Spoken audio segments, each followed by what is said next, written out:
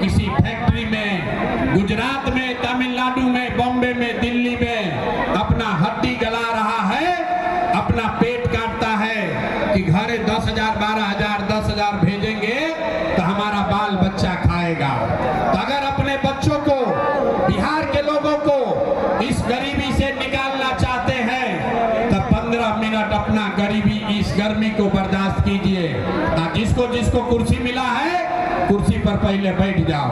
अरे भाई, कुर्सी का लड़ाई है, कुर्सी छोड़ के खड़ा हो जा रहा है। नेता सब एक बार कुर्सी पर बैठ जाता है तो उठता ही नहीं है।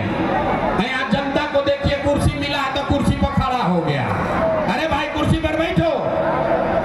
और मेरा ही नाम है प्रशांत किशोर और हम नेता नहीं हैं, बिहार के एक साधारण परिवार के लड़के हैं। हमारे अपने बाबा इसी बिहार में मजदूर थे, बैलगाड़ी चलाते थे। बाबूजी हमारे सरकारी डॉक्टर थे। इसी बिहार में सरकारी विद्यालय में पढ़कर हमने अपना जीवन शुरू किया है। माता पिता का आशीर्वाद है, ऊपर वाले की कृपा है, जीवन में कुछ हासिल कर लिए हैं। लोग बताते हैं कि पिछला 10-12 साल में हमने जिसको सलाह दे दिया, जिसका हाथ पकड़ लिए, वही आदमी जीत के राजा हो गया। लेकिन अभी 3 बरस पहले हमने वो सारा काम छोड़ दिया। आप पूछिएगा कि भैया, जिस काम को करके इतना नाम, पैसा, शोहरत कमाए हैं, उसको छोड़ के बिहार के गांव-गांव में मारे मारे काहे फिर रहे? तो भैया, काम को इसलिए छोड़े कि बड़े बड़े दल और नेताओं को जिताकर देखा, एगो दुगो नहीं, 12 आदमी को मुख्यमंत्री बनाने में कंधा लगाकर देखे। ये अनुभव हुआ कि नेता और दल के जीतने से जनता का जीवन नहीं बदलता।